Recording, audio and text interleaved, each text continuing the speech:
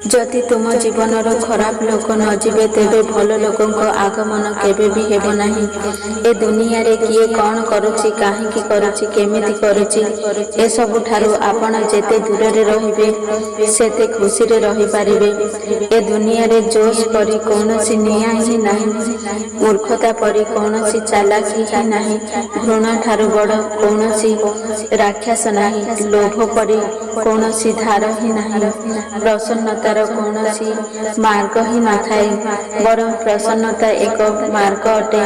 जदि आपण ठीक दिशारे अछंती तेबे चिंता करंतु नाही, बरं सेही दिशारे न अटकी चालु थांतु। एमिति करिबा द्वारा आपण निश्चित रूपे निज लक्ष्य को हासिल करि पारिबे। ए सारा दुनिया रे सबुठारु मूल्यवान जिनिस हेउची समय। सेथिपाई समय को केबे दुरुपयोग करंतु नाही। शेषरे आपणକୁ अनुताप କରିବା ଛଡ଼ା ଆଉ କିଛି ମିଳିବ ନାହିଁ। ଯେତିକି ଅପେକ୍ଷା ଆପଣଙ୍କୁ ସିଏ କରାଉଛି ବିଶ୍ୱାସ କରନ୍ତୁ ସମୟ ଆସିଲେ ଏତେ ଦେବ ଯେ ତୁମେ ତାକୁ ସମ୍ଭାଳି ପାରିବ ନାହିଁ। ନିଜ ଜୀବନକୁ ନେଇ କେବେ ବି ନିରାଶ ହୁଅ ନାହିଁ, କାହିଁକି ନା ଏମିତି ଅନେକ ଲୋକ ଅଛନ୍ତି ଏ ଦୁନିଆରେ ଯିଏ ଆପଣଙ୍କ ପରି ଜୀବନ ବଞ୍ଚିବାକୁ ସ୍ୱପ୍ନ ଦେଖୁଥାନ୍ତି। କୌଣସି ଅସଫଳତା ବ୍ୟକ୍ତିକୁ ଯଦି ଏହା ପଚାରିବ ତୁମେ ଅସଫଳ ହେବାର କାରଣ କ'ଣ, ତେବେ ସିଏ ଆପଣଙ୍କୁ ଏଇ ଦୁଇଟି କାରଣ ଦେବ। ପ୍ରଥମତଃ ମୋର ଭାଗ୍ୟ ଖରାପ ଥିଲା ଏବଂ ଦ୍ୱିତୀୟ କାରଣ ହେଉଛି ମୋ ପାଖରେ ସମୟ ନଥିଲା। ଯଦି କିଏ ଭରସା ଭାଙ୍ଗୁଛି ତେବେ ତାକୁ ଧନ୍ୟବାଦ ଜଣାଅ, କାହିଁକି ନା ଏଇ ହେଉଛି ସେହି ଲୋକ ଯିଏ ଆମକୁ ଏହା ଶିଖାଇଥାନ୍ତି କି ଭରସା କାହା ଉପରେ ଭାବି ଚିନ୍ତି କରାଯାଇଥାଏ। ସମସ୍ୟାରୁ ବାହାରକୁ ବାହାରିବାର ଅଛି ତ ତାର ସମାଧାନର ବାଟ ଖୋଜନ୍ତୁ, ବାହାନା ନୁହେଁ। ଯେବେ ତୁମକୁ ଭଲ ପାଉଥିବା ଲୋକ ତୁମକୁ ହଇରାଣ କରିବା ଛାଡ଼ିଦିଏ ତେବେ ଏହି କଥା ବୁଝିଯାଅ ତୁମେ ତାକୁ ହରାଇ ସାରିଛ। ଯଦି ଆପଣ ସଠିକ୍ ଅଟନ୍ତି ଆପଣଙ୍କୁ ରାଗିବାର କୌଣସି ଆବଶ୍ୟକତା ହିଁ ନଥାଏ, ଆଉ ଯଦି ଆପଣ ଭୁଲ ଅଟନ୍ତି ତେବେ ଆପଣଙ୍କୁ ରାଗିବାର କିଛି ଅଧିକାର ହିଁ ନଥାଏ।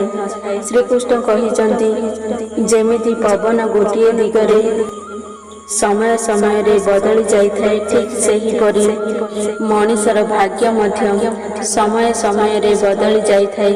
ସେଥିପାଇଁ ନିଜ ଖରାପ ସମୟକୁ ନେଇ ଚିନ୍ତା କର ନାହିଁ, ଖାଲି ଠିକ୍ ସମୟକୁ ଅପେକ୍ଷା କର, କାହିଁକି ନା ସମୟ ନିଶ୍ଚୟ ନିଜର ସବୁ ସମୟ ନିଜକୁ ଅଧିକ ଯୋଗ୍ୟ ଆଉ ସକ୍ଷମ ହେବା ପାଇଁ ଲଗାଇ ଦିଅ, କାହିଁକି ନା ଏବେ ସମ୍ପର୍କ ମଣିଷ ସହିତ ନୁହେଁ ପଇସା ସହିତ ହେବାକୁ ଅନ୍ୟର ଭଲ କରୁଥିବା ମଣିଷକୁ ସବୁବେଳେ କଷ୍ଟର ସାମ୍ନା କରିବାକୁ ପଡ଼ିଥାଏ, କାହିଁକି ନା ସବୁବେଳେ ଫଳ ଦେଉଥିବା ଗଛକୁ ପଥରର ମାଡ଼ ସହିବାକୁ ପଡ଼ିଥାଏ। ଜୀବନରେ ଧୈର୍ଯ୍ୟ ରଖ, ନିରାଶ ହୁଅ ନାହିଁ। ଯିଏ ତୁମକୁ ଲେଖିଛି ସିଏ ବ୍ରହ୍ମାଣ୍ଡର ସବୁଠାରୁ ବଡ଼ ଲେଖକ। ପ୍ରଶଂସା ଯେତେ ପାରୁଛ ସେତେ କରିନିଅ, କିନ୍ତୁ ଅପମାନ ଟିକିଏ ଭାବି ଚିନ୍ତିକି କର, କାହିଁକି ନା ଅପମାନ ଏକ ଏମିତି ଋଣ ଯାହାକୁ ମଣିଷ ସୁଯୋଗ ପାଇଲେ ସୁଧ ମୂଳ ସହିତ ଫେରାଇ ଦେଇଥାଏ। ଆପଣ ପଛକୁ ଯାଇକି ନିଜ ଅତୀତକୁ ସୁଧାରି ପାରିବେ ନାହିଁ, କିନ୍ତୁ ଆଜି କାମ କରିକି ଆସିଥିବା କାଲିକି ନିଶ୍ଚୟ ସୁଧାରି ପାରିବେ। ଶ୍ରୀକୃଷ୍ଣ କହିଛନ୍ତି ଯେଉଁ ଲୋକ ଆପଣଙ୍କୁ ଦେଖିକି ଈର୍ଷା କରନ୍ତି ତାକୁ ଘୃଣା କର ନାହିଁ, କାହିଁକି ନା ଏମାନେ ହେଲେ ସେହି ଲୋକ ଯିଏ ଏହା ସ୍ୱୀକାର କରିସାରିଛନ୍ତି ଆପଣ ତାଙ୍କଠାରୁ ଅଧିକ ଉଚ୍ଚରେ। ଏହି ପାଞ୍ଚଟି ଜିନିଷ ଏବେଠାରୁ ଛାଡ଼ିଦିଅ, ଜୀବନରେ ବହୁତ ଖୁସିରେ ରହିବ। ସମସ୍ତଙ୍କୁ ଖୁସିରେ ରଖିବା, ଅନ୍ୟ ଉପରେ ଅଧିକ ହିଁ ରଖିବା, ଅତୀତକୁ ନେଇ ବଞ୍ଚିବା, ନିଜକୁ ଅନ୍ୟ ସହିତ ତୁଳନା କରିବା, ଅଧିକ ଚିନ୍ତା କରିବା, ପରିସ୍ଥିତିକୁ ସବୁବେଳେ ଦୋଷ ଦିଅନ୍ତୁ ନାହିଁ। ସବୁ ପରିସ୍ଥିତିରେ ଚାଲିବା ଶିଖ।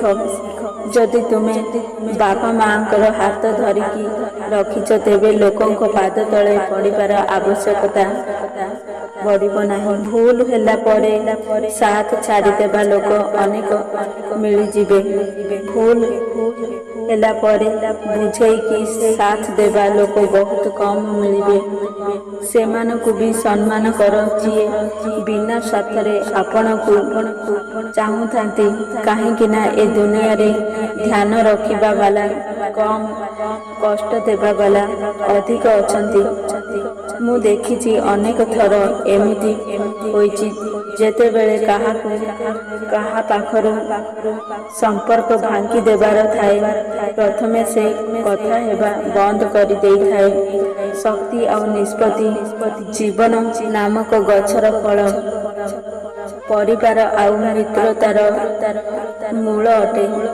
ଆମେ ଫଳ ବିନା ନିଜକୁ ଚଳାଇ ପାରିବା, କିନ୍ତୁ ମୂଳ ବିନା କେବେ ଛିଡ଼ା ହୋଇପାରିବା ନାହିଁ। ଗରିବ ଲୋକଙ୍କର କେବେ ବି ମଜାକ ଉଡ଼ାନ୍ତୁ ନାହିଁ, କାହିଁକି ନା ଗରିବ ହେବାକୁ ବେଶୀ ସମୟ ଲାଗିନଥାଏ।